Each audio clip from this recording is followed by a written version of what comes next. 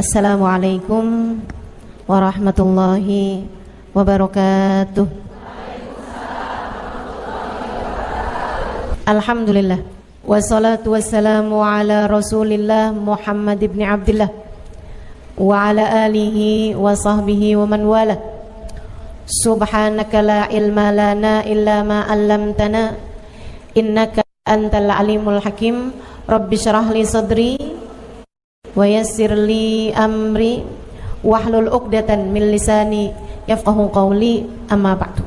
Baik, sebelum kita mulai, kita akan baca niat belajar bersama-sama. Mudah-mudahan ilmunya nanti sekali lagi jadi ilmu yang manfaat buat kita sekalian. Bismillahirrahmanirrahim.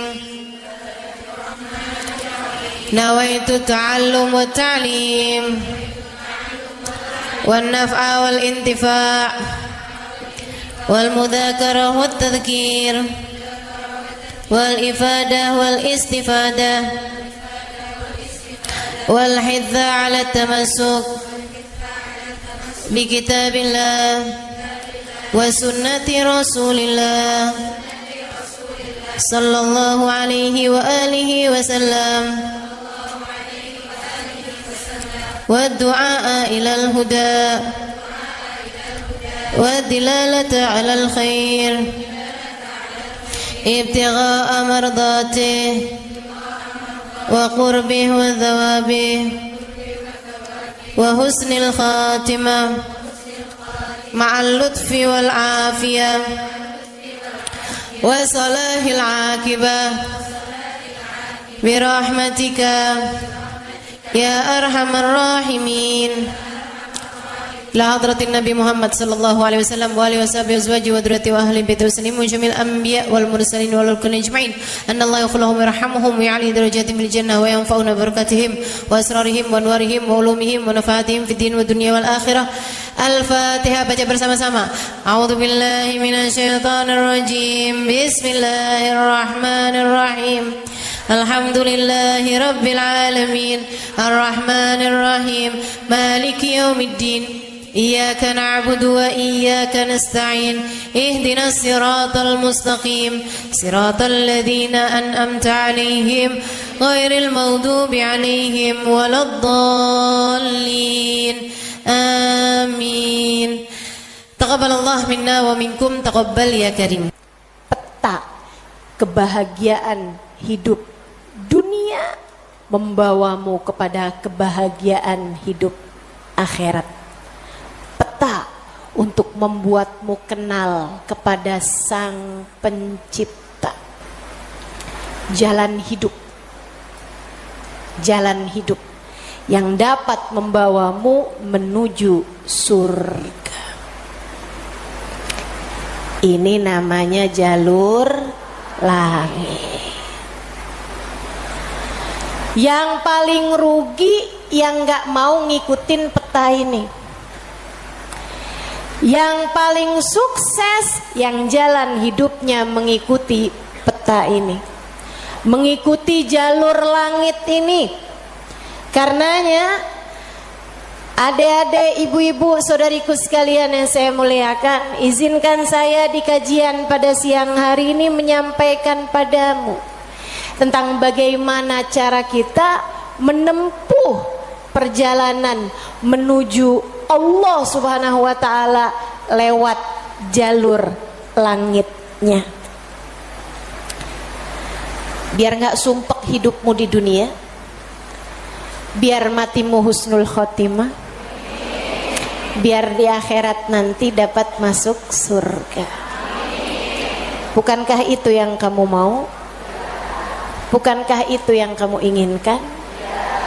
Adik-adik, bukankah itu adalah cita-citamu? Betul? Bahagia di dunia, mati husnul khotimah, di akhirat masuk surga. Adakah keinginan lebih tinggi daripada itu? Adakah cita-cita lebih mulia daripada itu? Enggak ada. Mesti menempuh jalur langitnya, karena surga adanya di langit. Karena segala kebaikan-kebaikan turun dari alam langitnya Allah Subhanahu wa taala menuju ke alam dunia ini.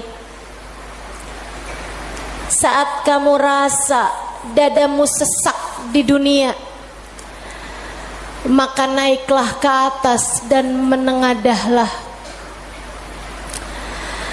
Maka dada langit siap untuk merengkuhmu, menjadikan sesakmu tak lagi bernilai apa-apa. Sesakmu jadi lega, sesakmu jadi lega. Ayo nih, buat adik-adik yang kegalauan mulu dengerin saya. Buat ibu-ibu yang pusing mulu, terutama kalau lihat sisa saldo akhir bulan, dengerin saya. Simak baik-baik jalur langit. Gimana sih caranya kita menempuh jalur langit? Pertama,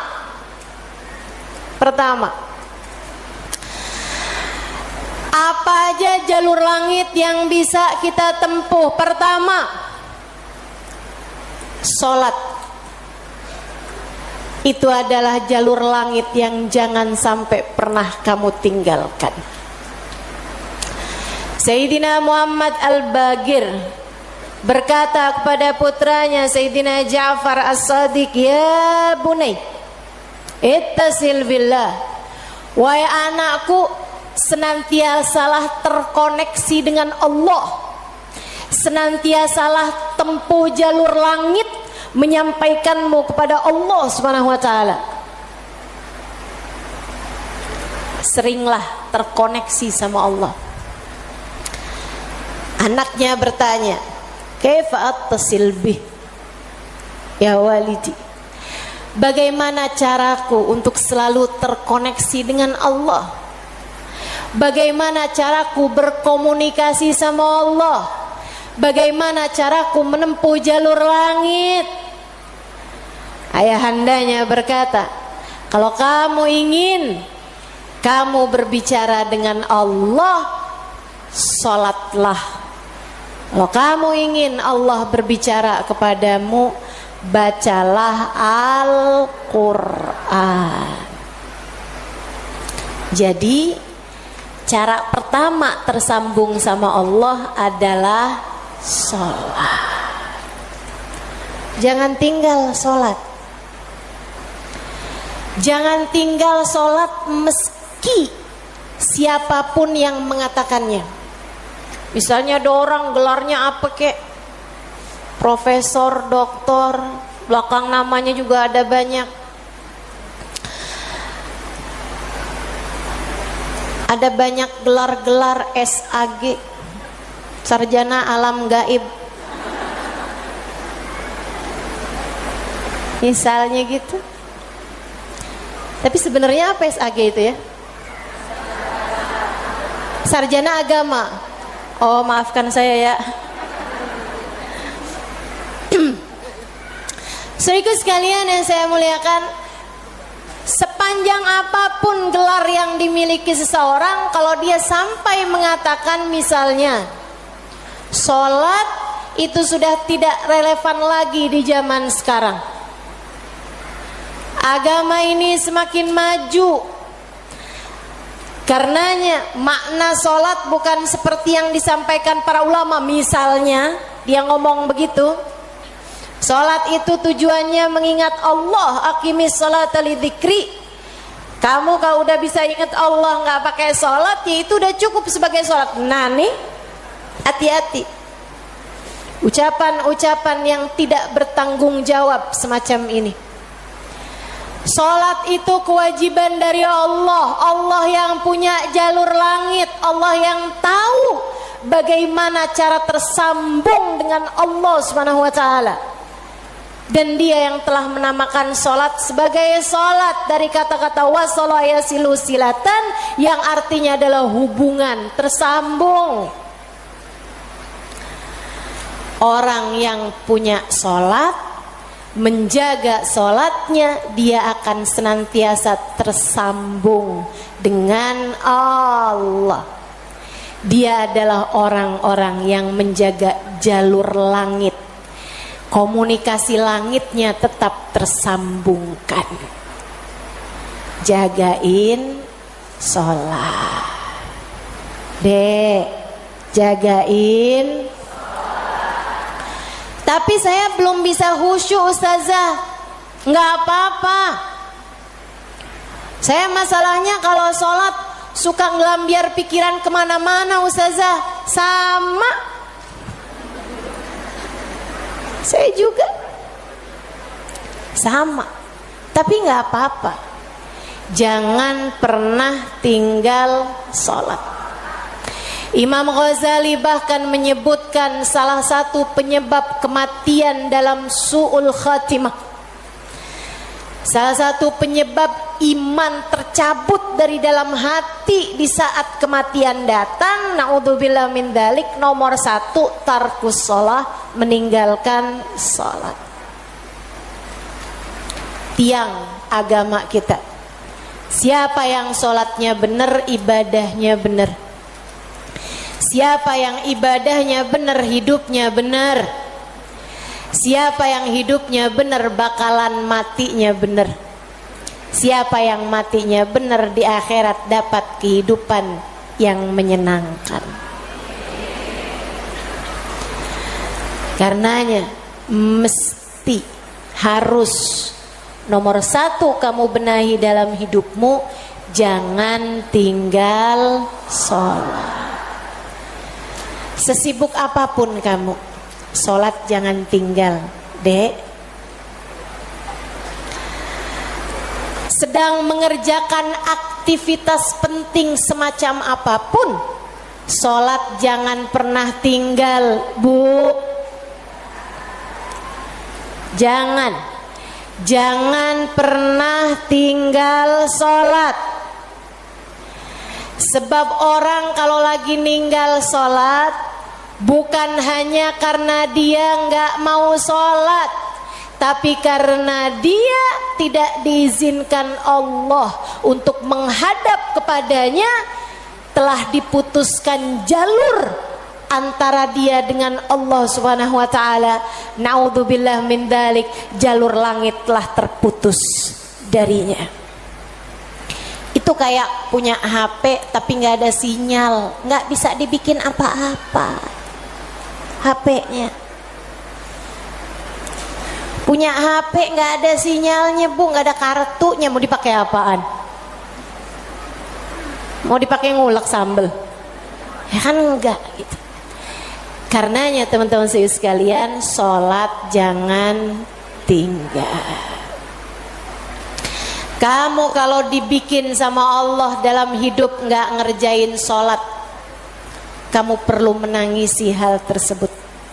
Kenapa gitu? Saya sering sampaikan, orang ketika sholat bukan hanya karena dia mau sholat, akan tetapi karena dia masih punya nilai di sisi Allah, sehingga Allah masih izin. Allah kalau benci sama satu makhluknya, sama seorang hambanya, Allah gak akan izinkan orang tersebut menghadapkan dirinya kepada Allah dalam sholatnya. Dia kirain dia yang gak mau sholat, padahal Allah yang gak mau dia menghadap kepadanya. Telah diputus jalur antara dia dengan Allah Subhanahu wa ta'ala. Na'udzubillah min dzalik. Ada yang nanya sama saya, Ustazah, saya nih kan lagi belanja nih Ustazah, kan sibuk tuh kan. Belanja di mana? Di mall Ustazah. Boleh nggak Ustazah saya jamak sholat saya? Lah, nge-mall di jamak sholat? Agak nih. Belanja ke pasar, sholat udah sampai di jamak-jamak. Innalillahi. Boleh nggak Ustazah? Nggak boleh lah. Yang boleh jamak sholat itu kalau bepergian, itu pun juga dengan jarak keluar kota 82 km. Tapi kalau kurang dari itu, nggak boleh mengerjakan jamaah salat. Katanya Nabi Muhammad, man jama'as salah bi ghairi udrin faqad atababan min abwabil kabair. Siapa yang suka ngumpulin salat, jamaah salat tanpa ada alasan yang dibenarkan, dia sedang mendatangi salah satu pintu dari pintu-pintu dosa-dosa besar. Dia tanya, boleh nggak Ustazah jamaah salat? Nggak boleh, kecuali karena ada alasan yang dibenarkan. Emang kenapa gitu Ustazah? Kamu kalau kepengen hidup dipentingkan sama Allah, maka kamu harus mementingkan Allah. Salat adalah gambaran tentang kamu mementingkan Allah, maka insya Allah hidupmu akan dipentingkan oleh Allah. Jarur langit yang pertama adalah salat. Makanya ada orang yang salatnya khusyuk-khusyuk, ada orang yang salatnya panjang-panjang. Tuh guru-guru saya tuh salatnya panjang-panjang, terutama salat sunnah. Kalau salat fardu ringan-ringan aja, karena beliau mengerjakan salat fardunya berjamaah jadi imam. Nah itu katanya Nabi Muhammad, kalau kamu salat jadi imam jangan jang. Tapi kalau kamu salat sendirian, silahkan mau panjang kayak gimana pun silahkan balik. Kalau sholat jadi imam Bismillahirrahmanirrahim, jadi imam Bismillahirrahmanirrahim, jadi imam. Dalam sholat sendirian Bismillahirrahmanirrahim. Jalur langit yang indah, jangan pernah jadikan doa hanya sekedar, sebab doa adalah semua yang kamu perlukan. Bu, Kak, Dek, Nak, dengerin saya. Kamu yang sekarang adalah hasil dari doa-doamu di masa lalu. Coba liatin dirimu itu. Kamu yang sekarang adalah hasil dari doa-doamu di masa lalu. Orang-orang besar yang kamu lihat sekarang ini adalah hasil dari doa-doanya di masa-masa lalu. Oh, kamu lihat, orang itu pinter banget ya. Adalah karena di masa dulunya, di masa kecilnya, di masa remajanya, ia selalu mengangkat tangan untuk minta dari Allah Subhanahu wa taala, Rabbi zidni ilman nafi'a. Ya Allah, tambahkanlah untukku ilmu yang bermanfaat. Ya Allah, ajarkanlah kepadaku ilmu-Mu. Ia selalu minta kepada Allah Subhanahu wa taala ilmu, sehingga Allah pun memberi kepadanya ilmu. Siapapun yang kamu kenal, orang-orang hebat-hebat yang ada di sekitarmu, itu adalah hasil dari doa-doanya di masa-masa lalu. Tinggal kamu lihat dirimu itu. Kamu pengen jadi kayak gimana? Tempuhlah jalur langit dengan perbanyaklah berdoa. Dan itu bukan hanya urusan dunia, urusan akhirat lebih jelas lagi. Sampai saya pernah dengar satu cerita, ada dua orang, ibadahnya di dunia sama, ibaratnya nilai rapotnya nih sama persis. Nilai rapotnya sama persis waktu hidup di dunia. Dua-duanya sama-sama soleh, dua-duanya. Akan tapi yang satu dimasukkan ke dalam surga, kan ke surga Firdausul A'la yang paling tinggi. Yang dinaikkan di surga yang bawahnya, dia protes, ya Rob, dia nilainya sama loh sama saya. Kenapa kok dia dikasih surga yang paling atas sementara saya di surga yang bawahnya? Walaupun surga tuh biar kata di emperan enak, tapi ya masa kamu mau minta surga yang emperan? Sehingga sekalian, hadir majelis aja di emperan gak enak, apalagi di surga. Dia tanya sama Allah, ya Allah, kenapa kami berdua nilainya sama tapi dia dinaikkan di surga Firdaus yang paling tinggi sementara saya. Itu sebabnya Nabi Muhammad mengatakan, idza sa'altumul jannah fas'alu al-firdausal a'la. Kalau kalian lagi minta surga, jangan tanggung-tanggung, mintalah surga Firdaus yang paling tinggi. Gitu. Doa deh, doa. Jangan ditinggal. Doa. Doa. Perlu banget. Kamu harus sering-sering doa. Ustadzah, doa yang paling bagus apa? Lah doa itu urusan minta kok. Maka mintalah sesuai dengan apa yang kamu mau. Saya punya cerita indah yang diceritakan oleh salah satu guru saya beberapa bulan yang lalu ketika kedatangan beliau ke Indonesia. Namanya Hubabah Syarifah binti Habib Muhammad bin Abdul Haddar. Beliau datang dari Sewun, Hadramaut, Yaman.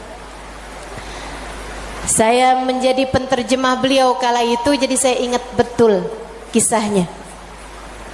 Salah satu dari kisah yang beliau ceritakan, kata beliau, ada seorang ibu-ibu datang kepada ayahanda saya. Ayahandanya seorang ulama terkemuka, namanya Habib Muhammad bin Abdullah Al-Haddar, guru dari guru saya, guru dari guru-guru saya, sekaligus ayah dari guru-guru saya.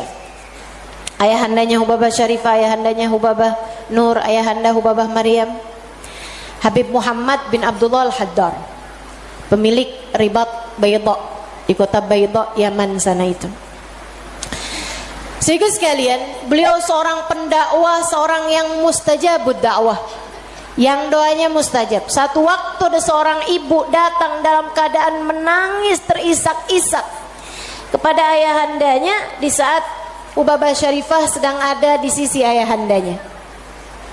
Ibu tersebut bilang, Habib, tolong doakan anak saya, Bib. Anak saya bandel sekali, Bib. Saya susah banget. Ajakin dia sholat susah, ajakin dia kerjain kebaikan susah. Anaknya bandel, nggak mau denger apa kata saya. Tolong saya, Bib, doakan anak saya, apa yang harus saya lakukan. Beliau kemudian berkata, Bu, ibu kepengen anak ibu jadi anak yang soleh. Iya, Bib, pengen banget Bib. Ibu, doa seorang ibu untuk anaknya setara doa Nabi bagi umatnya. Maka doamu untuk anakmu lebih mustajab daripada doa siapapun untuk anakmu. Saya bisa bantu kamu buat doa, mintakan kepada Allah Subhanahu wa taala, akan tetapi doamu tentu lebih mustajab daripada doa saya untuk anakmu. Ibu dengerin, Bu. Jadi gimana saya, Bib? Ibu bangun di waktu malam, ibu tahajud beberapa rakaat, kemudian seperti kamu menangis di hadapan saya untuk minta anakmu didoakan oleh saya, menangis pulalah di hadapan Allah. Sampaikan kepada Allah apa yang kamu sampaikan kepadaku, atau apa yang ingin agar saya sampaikan kepada Allah tentang anakmu, sampaikan pula itu kepada Allah Subhanahu wa taala. Baik, Bib, pulang dikerjain. Nah, itu perempuan kalau solehah gitu tuh, kalau dengar kebaikan, sami'na, saya dengar, kemudian saya patuhi. Ini yang dengar di sini juga insya Allah seperti itu. Apa yang didapat pada hari ini semoga dapat diamalkan. Yang pertama tadi, jangan tinggal. Yang kedua tadi barusan ini perbanyak jalur langit. Dia pun mengerjakannya, bangun di waktu malam nangis, ya Allah tolong liatin anak saya, kesianin anak saya ya Allah, solehkan dia ya Allah. Tolong pandang anak saya dengan pandangan kasih sayangmu ya Allah. Saya nggak ngerti cara melakukannya ya Allah. Seperti mana engkau telah menjadikan anak-anak dari hamba-hambamu yang soleh salehah. Kau jaga mereka, jaga pula lah anakku ya Allah. Jauhkan dari segala dosa-dosa, jauhkan dari segala kejahatan-kejahatan. Tolong jaga anak saya ya Allah. Terus didoain anaknya, didoain anaknya. Malam demi malam, malam demi malam. Dan Bu, Kak, Dek, Nak, doa itu bukan instan. Doa itu tidak seperti kamu nyeplok telur sekarang mateng sekarang, enggak gitu. Doa itu Allah mau lihat kesungguhan hatimu dalam meminta. Perlu waktu yang sering kali tidak sebentar, sebab Allah mau melihat kesungguh-sungguhanmu. Karenanya kalau doamu belum diijabah, jangan menyerah. Dek, kalau doamu belum diijabah, jangan nyerah. Kamu masih sangat mungkin untuk diijabah doamu selagi kamu tidak berhenti berdoa. Ingat-ingat ucapan saya. Kamu masih sangat mungkin untuk diijabah doamu itu selagi kamu tidak berhenti berdoa. Doa terus, kata Hubabah Syarifah, setahun, 2 tahun, 3 tahun, 4 tahun, 5 tahun, 6 tahun. Kemudian anak yang dulu pernah membuat ibunya menangis karena kenakalan anak tersebut, karena ketidaksolehan anak tersebut, sekarang telah menjadi seorang anak yang dapat membuat ibunya tersenyum bangga. Di usia-usia hampir 20-an tahun, anak tersebut menjadi anak paling soleh di kampungnya. Hafal Al-Quran 30 juz dengan 7 bacaannya, qiraatus sab'ah.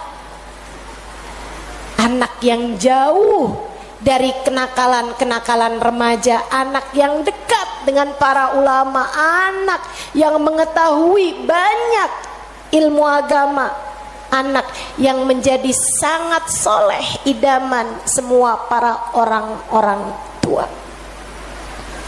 Jangan nyerah, jangan nyerah. Jika kehidupan membuatmu tersungkur, itu adalah waktumu untuk membenamkan dirimu dalam sujud-sujud panjang kepasrahan. Kemudian kamu langitkan doa hingga Allah mengijabah doa-doamu itu. Saya ulangi, jika badai kehidupan membuatmu jatuh tersungkur, itu adalah saat yang tepat untukmu membenamkan wajahmu dalam sujud-sujud kepasrahan. Kemudian kamu langitkan doa-doamu, berbisik di bumi, namun suaramu didengar hingga ke arsy. Saat itulah Allah akan mengijabah doamu itu. Jangan pernah berhenti berdoa. Jangan remehkan doa. Jangan remehkan doa. Saya, Dek, pernah muda juga kayak kamu. Ya masa lahir langsung gede gini. Sewaktu saya remaja, masuk umur 12 tahun, 13 tahun, sebelum balik bahkan saya udah berada di pondok pesantren. Jadi saya itu nggak pernah ngalamin masa belum berjilbab. sebelum balik. Maksudnya ketika balik tuh saya udah mulai berjilbab. Alhamdulillah, nikmat dari Allah Subhanahu wa taala. Adik-adik saya sekalian, saat saya kecil, saya ada di pondok-pondok pesantren, saya mulai kenal ustadz-ustadz, ustadzah-ustadzah, ulama-ulama yang membuat saya jatuh cinta dengan ilmu agama. Alhamdulillah, Allah kasih rasa dalam diri saya, keinginan untuk selalu belajar. Saya punya keingintahuan yang banyak terhadap urusan ilmu. Jadinya saya seneng banget belajar. Nah, di waktu kecil itu tadi, umur 12-an tahun sebagai santri, kan selain dari belajar ada kewajiban lain tuh. Nyuci baju, apalagi kalau dapat piket, bersihin kamar mandi, nyapu kamar, ngepel kamar. Itu saya sangat tersiksa sekali, sebab saya ini adalah pemalas. Jadinya karena saya pemalas urusan bebersih, dan saya mendadak rajin ketika urusannya belajar. Saya seneng belajar, saya seneng tahu, saya suka mikir. Saya tuh kalau lagi baca kitab gitu seneng banget. Saya kalau lagi belajar gitu seneng banget. Apalagi kalau ustadzanya yang nyampein ilmu dengan cara-cara yang sangat saya sukai gitu, ngasih tahu hal-hal yang nggak ada di dalam kitab gitu. Saya bisa melongo dengerin, seneng banget. Jadinya di masa-masa kecil itu kalau saya lagi dengerin kajian, kalau saya lagi baca kitab, saya suka doa, ya Allah, jangan pernah pisahkan saya dari ilmu.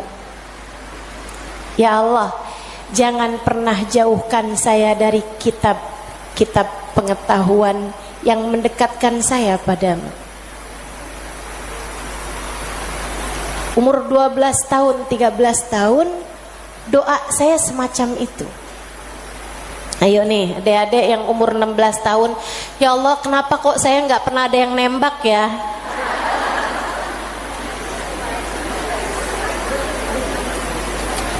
Kata Allah, ya karena aku sayang padamu, karena aku berkehendak untuk menjagamu gitu. Ini malah dipertanyakan, saya kurang cakep apa ya? Kok nggak ada yang naksir sama saya gitu? Siapa kek, tukang kebun,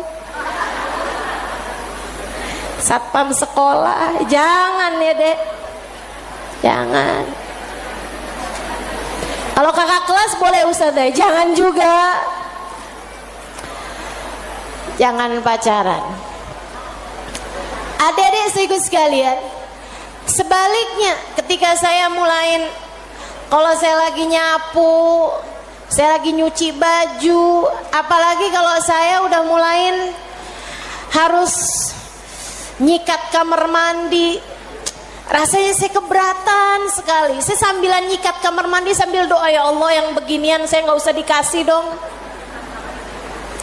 Ya Allah, selamatkan saya dari hal-hal yang semacam ini. Alhamdulillah, alhamdulillah. Saya habisnya itu juga mondok-mondok pesantren, tapi bisa dihitung dengan jari waktunya di mana saya harus nyuci baju, di mana saya harus ngepel, di mana harus nyapu gitu. Kayak alhamdulillah, saya punya banyak orang-orang yang mau mengerjakannya buat saya. Alhamdulillah. Allah bakal kasih.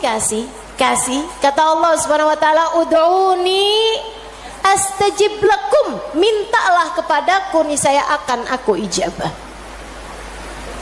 Minta, doa, jangan berhenti berdoa. Ayo adik-adik, kamu punya panjang masa depan insyaallah. Umurmu mudah-mudahan masih tersisa panjang insyaallah. Jangan sesali dengan di masa tua kamu enggak dikasih hal-hal besar dalam kehidupan karena kamu tidak pernah memintanya kepada Allah.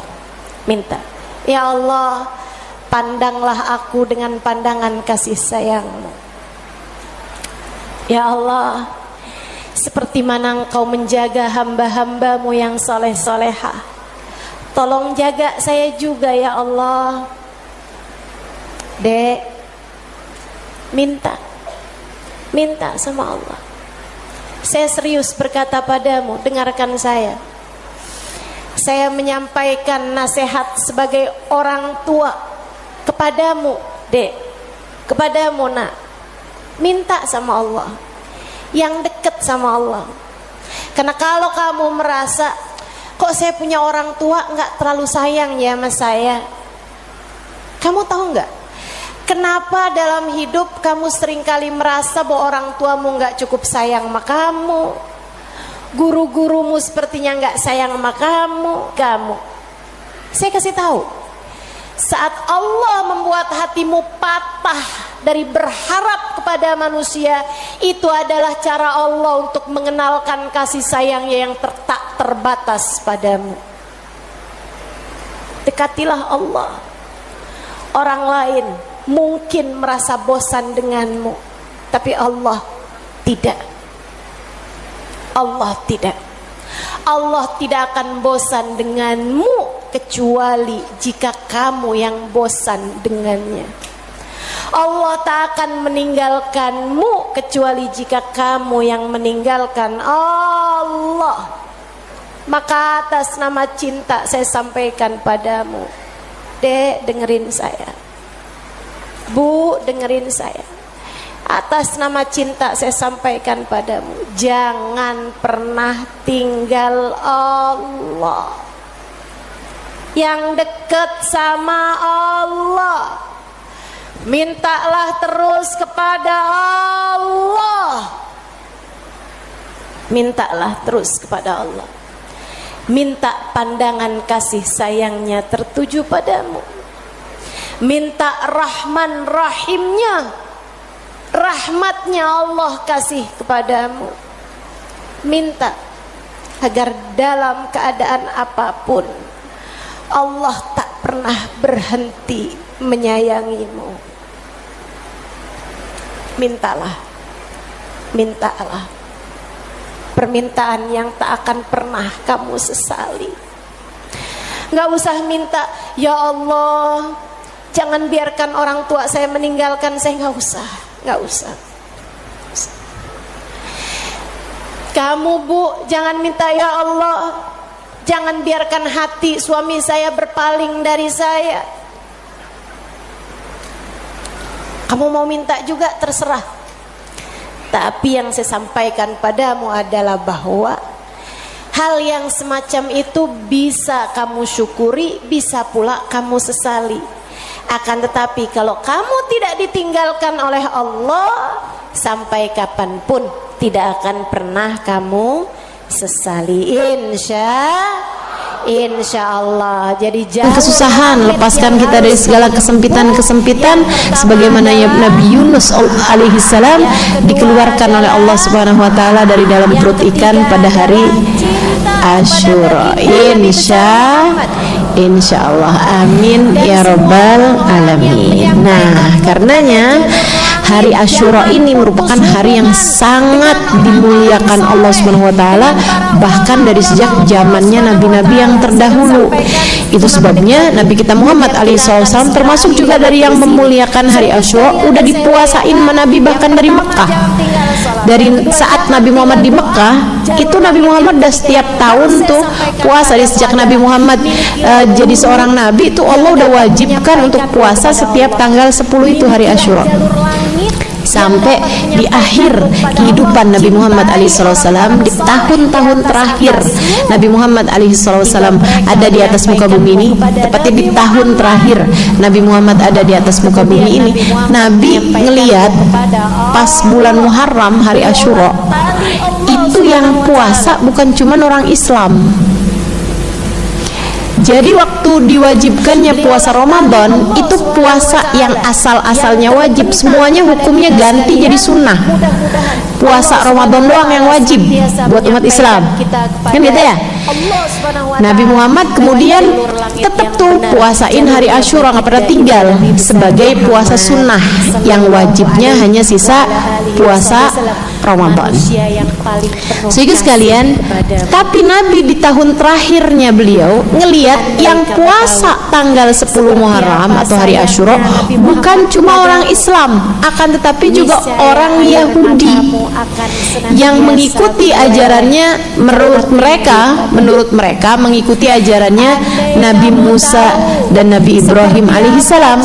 Padahal tentu saja nahnu aula, kita nih yang sebenarnya ngikutin ajarannya Nabi Ibrahim dan Nabi Musa alaihissalam. Nabi Muhammad nanya sama mereka, lima sumtum fi hadzal yaum, kenapa kalian puasa pada hari ini? Nih hari Asyura nih, ngapain kalian puasa di sini gitu? Mereka bilang, orang Yahudi itu mengatakan bahwa inna fi mithli hadzal yaum, sungguhnya pada hari yang seperti ini, itu hari Asyura, Allah SWT menyelamatkan Nabi Allah Musa. Karenanya kami berpuasa pada hari Asyura, kami mensyukuri hari tersebut, kami pun berpuasa setiap tanggal 10 Muharram.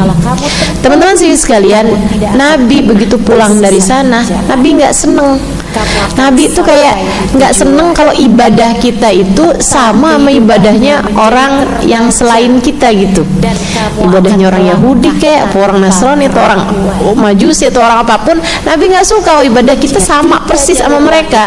Jadi Nabi Muhammad bilang, lau adraktus sanatil atiyah lasumtu ma'al asyura at-tasua. Kalau umur saya nyampe mau tahun depan, kalau umur saya nyampe tahun depan, kata Nabi Muhammad, saya akan puasa nggak cuma tanggal 10 tapi tanggal 9-nya juga. Ustazah, Nabi ngomong kayak gitu, emang Nabi nggak tahu umur beliau nggak bakalan nyampe? Tahu. Karenanya Nabi Muhammad pakai kata-katanya bukan ida, nggak pakai kata-kata ida apabila datang tahun depan, bahkan nggak pakai kata-kata in. Ini nggak ngerti nih ya. Oke, akan saya terangkan habis ini. Ya, Nabi Muhammad nggak pakai kata-kata in, yang artinya juga jika. Ida artinya juga jika, in juga artinya jika. Idza waqa'atil waqi'ah, jika terjadi hari kiamat. Kan gitu ya. Ida itu juga artinya juga jika, in juga artinya jika, lau juga artinya jika. Nabi Muhammad pakai kata-kata lau. Jika datang tahun depan, jika umurku sampai tahun depan, tapi Nabi pakai kata-katanya lau. Ini saya kasih tahu. Ida itu untuk jika atau untuk sesuatu yang akan terjadi di masa yang akan datang, yang kemungkinan terjadinya pasti atau sangat dekat dengan pasti. Pakai kata-katanya adalah ida. Makanya Allah SWT bilang idza waqa'atil waqi'ah, jika terjadi hari kiamat. Karena terjadinya kiamat adalah pasti. Idza jaa ajalukum, apabila datang kematian kepada kalian. Gitu ya. Itu pakai kata-katanya adalah ida, untuk sesuatu hal yang pasti. So itu sekalian saya muliakan.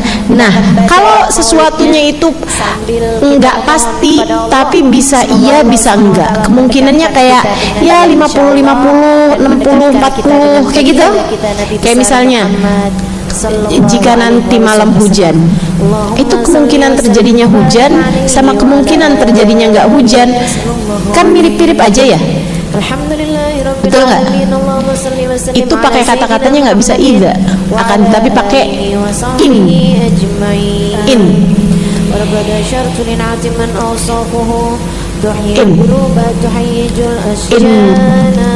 In yanzil alaina al-matar fi hadhihi lailah, jika turun hujan pada malam hari ini, pakai kata-katanya in. Jadi dalam Al-Quran tuh kalau kamu baca in, kata-kata in itu artinya adalah jika, untuk sesuatu hal yang bisa iya bisa tidak. Kalau kalau jikanya itu adalah sesuatu hal yang nggak akan kejadian, andai, kalau di bahasa kita tuh berarti kata-katanya kira-kiranya andai itu kan seringnya kan nggak kejadian. Andai aku jadi orang kaya, yang ngomong nih nggak kaya berarti gitu ya. Aku punya anak, nih yang ngomong kan berarti nggak punya anak gitu kan. Andai aku akan punya anak, tapi yang ngomong ini adalah orang yang umurnya udah 60 tahun. Itu pakainya nggak bisa akan tetapi pakainya lau itu untuk sesuatu hal yang nggak akan kejadian gitu, yang jika, tapi jikanya itu nggak akan kejadian. Kayak dalam Al-Quran tuh Allah kasih tahu tuh, kalau aja dunia ini ada dua Tuhan, tafasadata, kayak gitu kan, pasti akan rusaklah dunia ini. Nah, jikanya itu adalah pakai kata-kata lau. Jika dunia ini punya dua Tuhan, maka akan rusaklah. Kata-katanya itu pakai kalimat jikanya itu adalah pakai kata-kata lau. Nabi Muhammad mengatakan, lau adraktus sanatil atiyah, kalau umur saya nyampe tahun depan. Pakainya lau karena Nabi Muhammad tahu umurnya nggak bakalan nyampe tahun depan. Nasumtu mal asyura tasua, saya akan puasa bersama dengan hari Asyura, hari Tasua, tanggal 9 juga. Jadi Nabi Muhammad tuh mensunahkan puasa hari Tasua tanggal 9 karena nggak seneng puasa kita sama puasanya orang Yahudi. Karena itu para ulama-ulama, kalau kamu bacanya di kitab-kitab yang besar-besar, kamu akan dapat nih, mereka mengatakan kalau kamu nggak bisa puasa tanggal 9 tapi kamu bisa puasa tanggal 10, jangan sendirian puasa tanggal 10-nya, puasain juga tanggal 11-nya, agar puasa kamu setidaknya tidak sama dengan puasanya orang Yahudi. Jelas? Jadi hari Tasua itu teman-teman, dia menjadi mulianya cuman karena deketan sama hari Asyura. Disunahkan di sana buat puasa. Nih ya, yang orang-orang yang suka nanya-nanyain dalil itu juga mereka tetap nggak mau tuh puasa tanggal 9. Saya sampaikan ini biar kamu nggak bingung nanti. Mereka nggak mau juga puasa tanggal 9. Tanggal 10-nya mereka mau puasa karena katanya Nabi Muhammad puasa. Dalilnya sahih, Nabi Muhammad puasa. Jadi mereka mau puasa tuh tanggal 10. Tapi tanggal 9-nya nggak mau. Tanggal 9-nya nggak mau, kenapa? Karena Nabi nggak pernah puasa. Tapi kan Nabi udah niat puasa. Tapi kan Nabi nggak puasa. Ke Baitullahil Haram di Mekkah. Repot nggak nih ngadepinnya nih? Dan Allah sampaikan pula, mereka bilang, tapi kan Nabi Muhammad nggak pernah puasa. Ya, tapi kan Nabi Muhammad niat puasa. Bukankah anak yang baik berbakti akan melaksanakan niat orang tuanya? Maka demikian pula dengan kita. Kita belajar buat umat jadi umat yang berbakti, kita laksanakan niatnya Nabi kita Muhammad. Puasain tanggal 9, namanya puasa hari Tasua. Nah, sekarang kita beralih ke hari Asyura-nya nih. Apa aja yang kamu perlu lakukan pada hari Asyura ini? Saudara sekalian, semua amalannya ada 10, tapi saya kasih tahu ya. Nah, ini dengerin dengan baik karena saya akan sampaikan hal-hal yang memang mengandung unsur dalil nih. Dengerin dengan baik. Ada 10 perkara yang kamu baik untuk kamu akan dengar dianjurkan dilakukan pada hari Asyura ini ya. Tapi hukumnya beda-beda. Satu, ada yang memang amalan-amalan yang jangan sampai kamu tinggalkan, karena ini ada dalilnya secara sahih dan memang benar-benar tidak pernah ditinggalkan oleh Nabi kita Muhammad SAW. Dari 10 itu hanya ada 2 hal ya. Kemudian ada lagi perkara-perkara yang baik untuk dilakukan, tapi enggak sekuat 2 hal yang tadi itu. hal-hal yang ini karena ini adalah perkara-perkara yang baik dan akan lebih baik lagi jika ia dilakukan pada waktu-waktu yang mulia. Ya, di antara hal-hal ini ada empat perkara ini baik untuk dilakukan pada hari Asyura karena memang empat hal ini adalah perkara yang baik, hal-hal indah, hal-hal baik yang lebih baik lagi ketika ia dilakukan pada hari Asyura.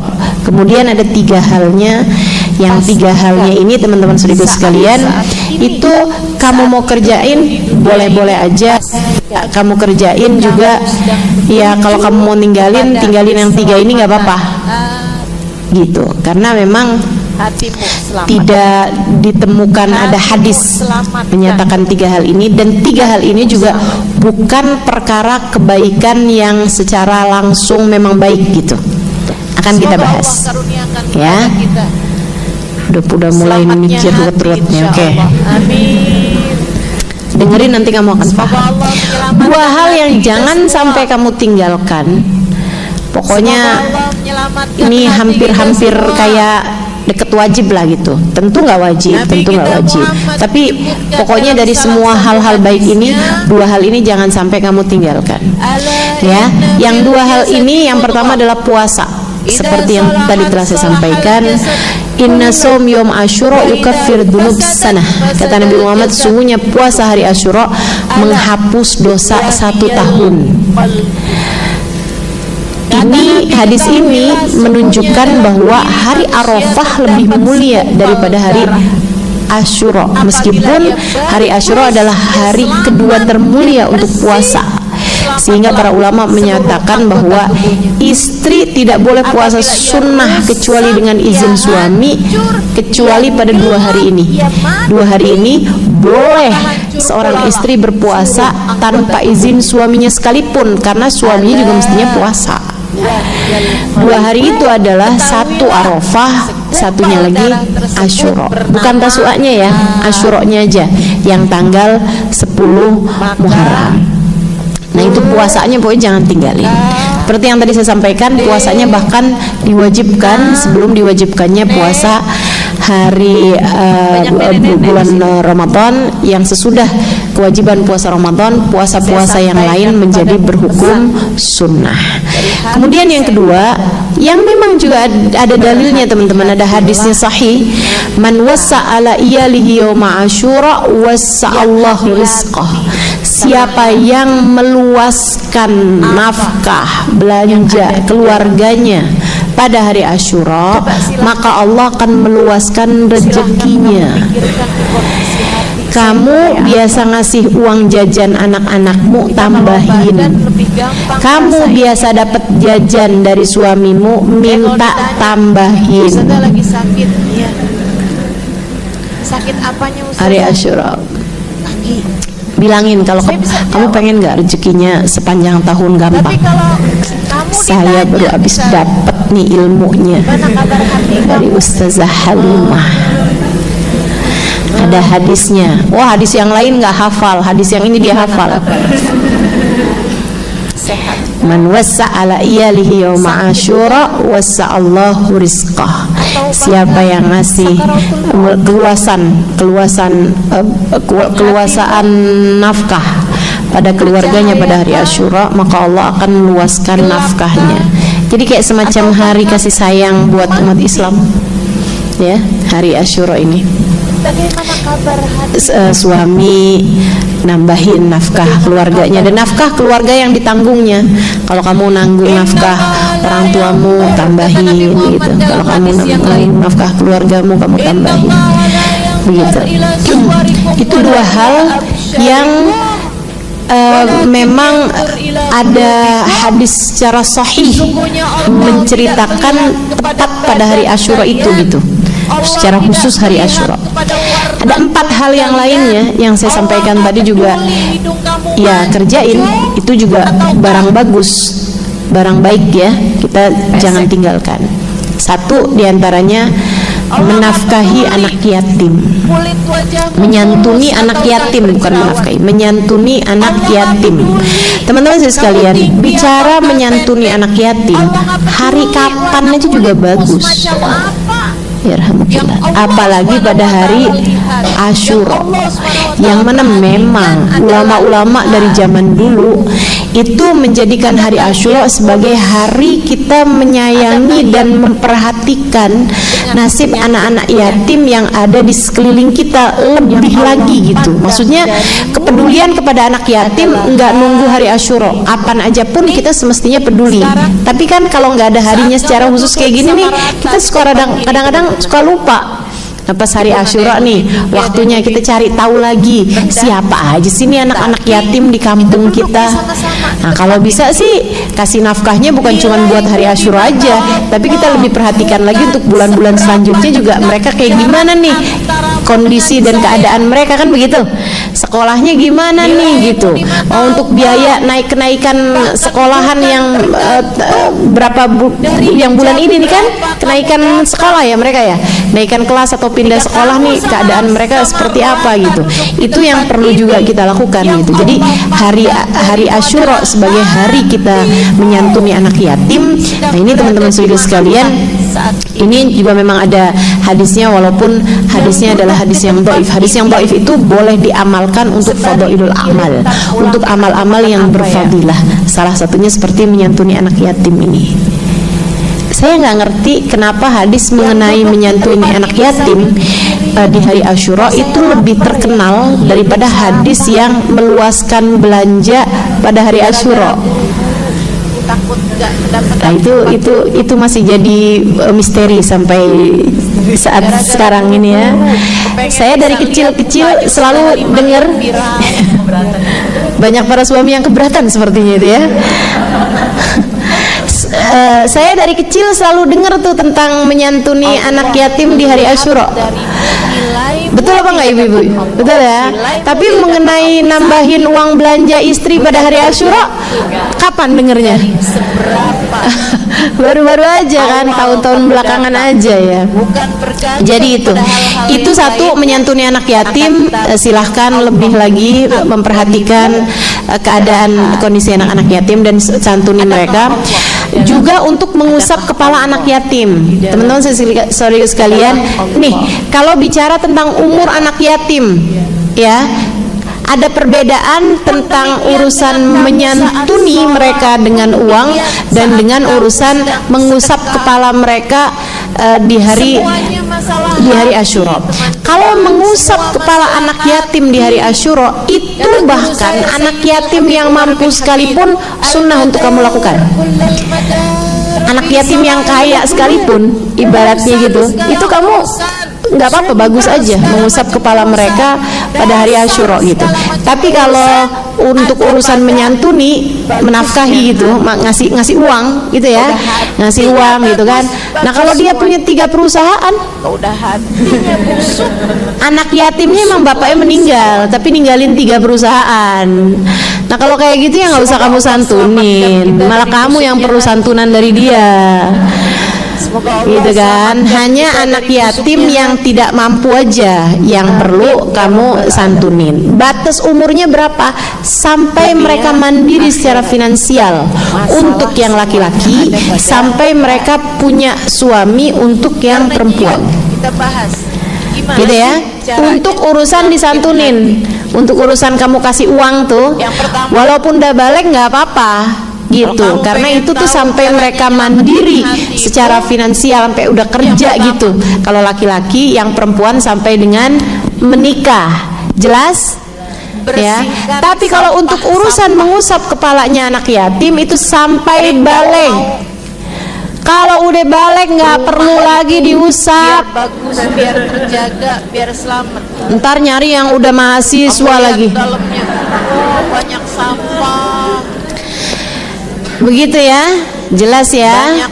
Itu untuk urusan anak-anak yatim. Kemudian hadisnya itu berbunyi, siapa yang mengusap kepala anak yatim pada hari Asyura, maka Allah Subhanahu wa taala akan ampuni dosanya sebanyak helai rambut dari anak tersebut, memberikan kepadanya kebaikan sebanyak helai rambut yang diusap. Tapi bukan artinya kita tinggalin anak yang gundul, nggak ada helai rambutnya nih, udah nggak usah ada yang ini, nggak usah diusap. Jangan juga ya. Iya, tetap diusap juga gitu kepalanya. Baik, teman-teman sekalian, kemudian yang berikutnya adalah untuk mengunjungi ulama dan orang soleh, ya, kunjungi, minta doanya gitu pada hari Asyura. Kami di Hadramut dulu di Tarim, pokoknya kalau ada hari Asyura gini, Hubabah pasti akan ajak kita jalan untuk berkunjung ke rumahnya para hubabah-hubabah, mengunjungi rumahnya para habaib-habaib, terutama yang udah sepuh-sepuh, untuk kita mintain doa-doa dari mereka gitu. Jadi itu memang sesuatu hal yang indah untuk dilakukan, karena memang iya, jangankan pada hari Asyura, mengunjungi ulama, minta doa dari mereka, mengunjungi orang soleh, kita minta doa dari mereka kapan aja kan bagus. Kata Nabi Muhammad, iltamisu min ikhwanikumud doa, mintalah dari saudara kalian sama muslim doa. Kamu nggak pernah tahu dari lisan siapa Allah mengijabah doa hamba-hambanya, gitu ya. Nah, kalau dari lisan orang biasa aja doa bisa jadi mustajab, apalagi dari lisannya para ulama-ulama kita, lisannya orang-orang soleh, terutama yang sudah sepuh-sepuh gitu kan, yang sudah usia lanjut. Nah, itu tentu doa lebih mustajab dari mereka. Kata Nabi Muhammad, al barokah ma'akabilikum, keberkahan ada pada orang-orang tua di antara kalian yang usianya udah lanjut ya, di atas 70-an tahun semacam itu. Baik, kemudian yang berikutnya lagi, jadi tadi itu menyantuni anak yatim, kemudian kedua mengunjungi orang-orang, mengunjungi ulama dan orang soleh. Yang ketiga sedekah. Sekali lagi, sedekah kapan aja juga emang bagus, tapi pada hari Asyura ini memang lebih lagi kebaikannya, lebih lagi berlipat-lipat pahalanya, dan juga lebih lagi kebaikannya. Teman-teman saya sekalian, cari siapapun aja. Nah, saya kalau kamu pakai bahasa misalnya gitu ya, yuk kita kumpulin uang buat menyantuni anak yatim, itu saya agak kurang setuju tuh dengan bahasa itu, kecuali kalau kamu tambahin dan duafa. Sebab ada banyak anak-anak kecil, gitu ya, mereka lebih miskin daripada yang yatim, bapaknya sakit nggak bisa kerja, yang bapaknya ada sih masih hidup tapi nggak ketahuan rimbanya, nggak dinafkahin dari zaman ini gitu kan, dari waktu dia kecil gitu loh, yang ditinggalin sama bapaknya dari sejak kecil, tapi bapaknya masih hidup sih tapi nggak punya tanggung jawab gitu kan banyak tuh yang kayak gitu. Semoga Allah selamatkan kita dari busuknya hati. Semoga Allah selamatkan kita dari busuknya hati. Amin ya rabbal alamin. Dunia, akhirat, masalah semuanya ada pada hati. Karenanya yuk kita bahas, gimana sih caranya nyelamatin hati. Yang pertama, kalau kamu pengen tahu caranya nyelamatin hatimu, yang pertama,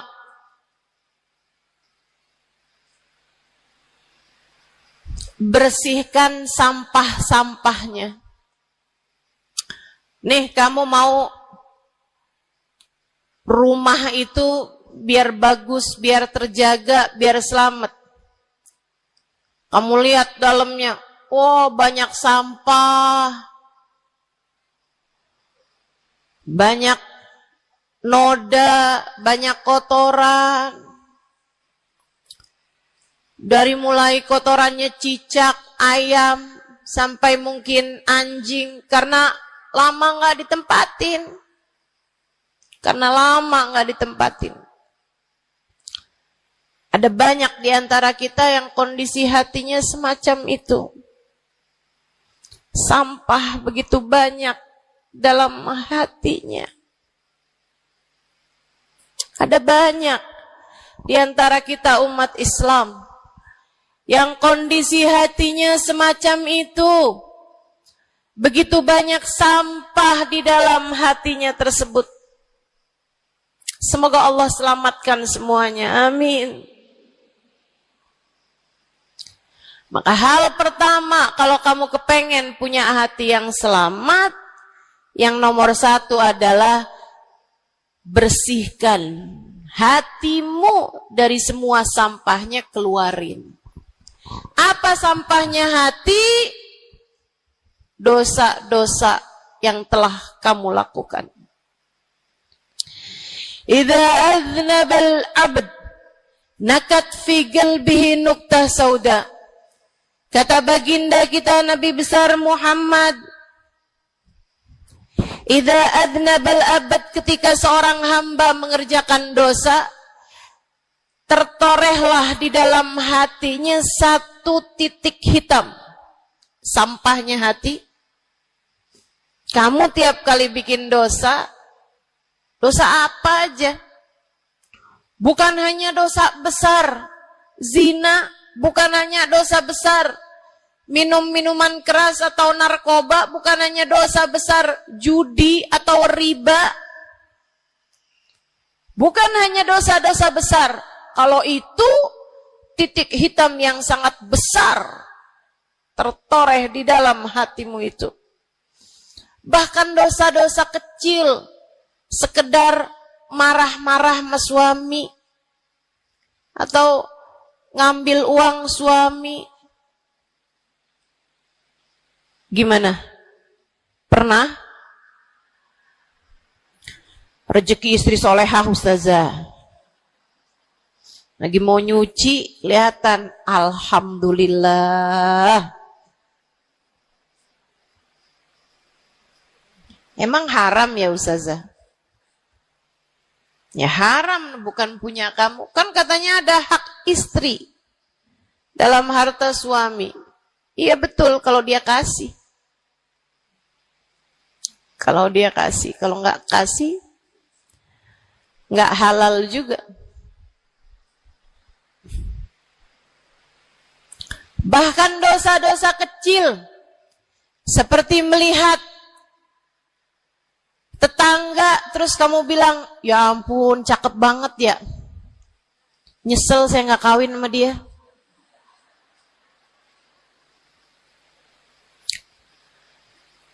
Dosa. Seperti memandang seseorang dengan pandangan menghina.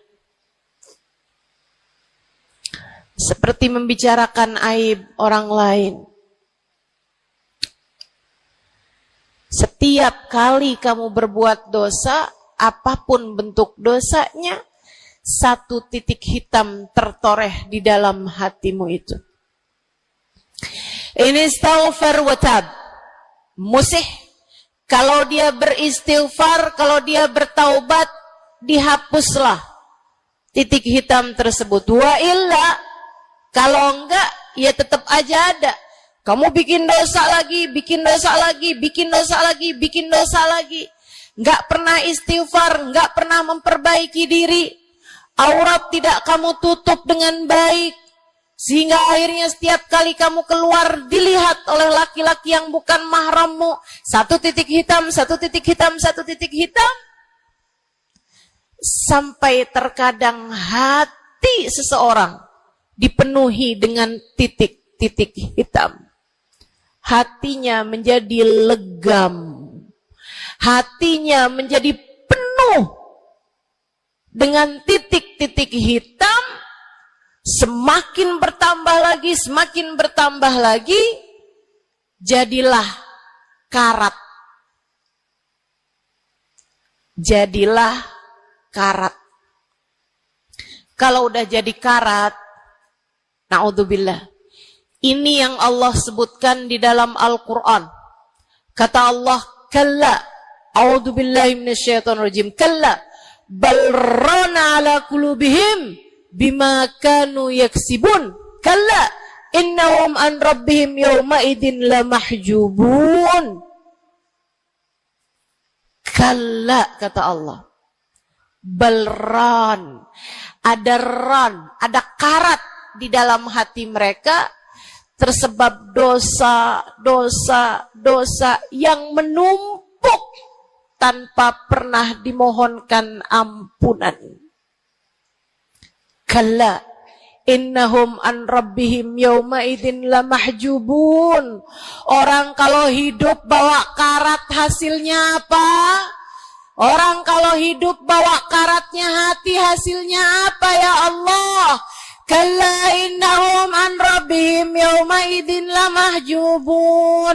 Orang yang hatinya punya karat, pada hari tersebut ia akan terhalang dari Allah Tuhannya. Guru saya Sayyidil Habib Umar bin Hafid menyampaikan tafsir mengenai ayat ini. Kata Habib Umar bin Hafid, tidak mati dengan membawa iman.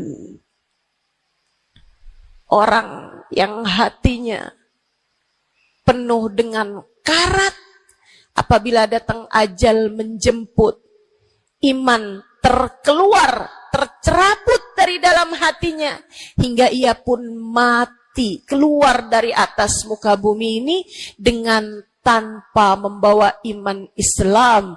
Dia keluar dari atas muka bumi ini bukan sebagai hamba Allah, bukan sebagai umat Nabi besar Muhammad sallallahu alaihi wa ala alihi wasallam. Dia meninggal dunia dalam keadaan su'ul khatimah. Naudzubillah min dzalik. Jangan biarkan karat memenuhi hatimu.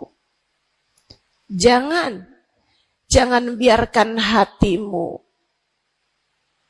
dosa-dosa yang telah kamu lakukan menjadi berkarat dalam hatimu itu. Saya kesian sama kamu. Enggak apa-apa. Hidup terus-terusan ngontrak, enggak apa-apa. Hidup enggak pernah punya kendaraan sendiri, enggak apa-apa. Enggak pernah punya HP yang canggih, enggak apa-apa. Saya hidup di atas muka bumi ini, enggak pernah ada yang datang melamar saya. Jadinya sampai di usia di atas 30-an tahun, saya masih menjomblo, Ustazah. Enggak apa-apa. Ustazah, saya udah menikah 10 tahun, belum ada anak juga, Ustazah. Enggak apa-apa. Ustazah, suami saya kawin lagi, Ustazah. Enggak apa-apa.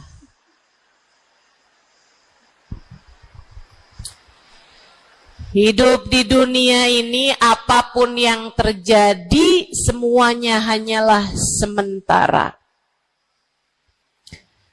Kamu hanya perlu memastikan agar tatkala datang ajal menjemput, kamu punya modal. Dan modal utamanya yang nomor 1 adalah hati yang bersih. Hati yang selamat. Kamu bawa pulang menghadap Allah Subhanahu wa ta'ala bigalbin salim. Kamu bawa hati yang selamat. Insya Allah. Mati nggak bawa suami nggak apa-apa. Mati nggak bawa anak nggak apa-apa. Nggak bakalan jadi pertanyaan malaikat raqib atid. Tapi mati harus dengan membawa hati yang selamat. Mudah-mudahan Allah karuniakan. Mudah-mudahan Allah karuniakan. Saudaraku sekalian yang saya muliakan, maka bersihkan sampah-sampah dalam hatimu itu. Caranya gimana nih, Ustazah? Dosa-dosa saya emang udah banyak banget. Saya di masa muda, di masa remaja, bahkan sampai udah tua juga nih, bergelimangan dengan dosa demi dosa. Banyak dosa saya, Ustazah. Saya zaman muda berada dalam masa jahiliyah. Dosa, segala dosa saya kerjakan. Apa yang harus saya lakukan? Bersihkan karat-karat dalam hatimu itu dengan taubat. Minta ampun sama Allah. Minta ampun sama Allah. Kamu perlu nangis sama Allah. Kamu perlu sungguh-sungguh minta ampunan sama Allah. Dosa segede gunung, kalau Allah mau melemparkannya ke dalam lautan ampunan, inna kaba'irad dunubi ful ghufrani kalamami. Katanya sahibul burda, sesungguhnya dosa-dosa besar dalam lautan ampunan, ia hanyalah seperti buih di dalam lautan. Gak ada artinya apa-apa kalau Allah mau ampuni. Dosa sebesar apapun, kalau Allah mau ampuni gak ada artinya. Tapi dosa sekecil apapun, kalau Allah mau perhitungkan, kamu gak akan selamat. Saya sampaikan padamu atas nama cinta. Dosa sekecil apapun yang kamu lakukan, jika ia tidak berjumpa dengan ampunan Allah, kamu bisa tidak selamat. Iblis nyembah Allah 70.000 tahun lamanya. Sujud di atas bumi, dia sujud, bumi dihancurkan, Allah naikin dia ke langit. Di atas langit dia sujud, ganti-ganti posisi sujudnya. Karenanya Imam Ghazali dalam kitabnya Minhajil Abidin mengatakan, ma min buq'ah minal ard was sama, tidak ada satu jengkal tanah, baik di bumi ataupun di langit, illa waqad sajad iblis fihi sajdah. Iblis udah pernah sujud di sana, di semua tempat di bumi maupun di langit. Paling banyak ibadahnya ternyata bukan seorang wali. Paling banyak ibadahnya ternyata bukan seorang nabi. Kalau hitung-hitungan panjang-panjangan ibadah, ibadahnya iblis lebih panjang daripada siapapun dari makhluknya Allah Subhanahu wa ta'ala yang pernah tinggal di bumi ini.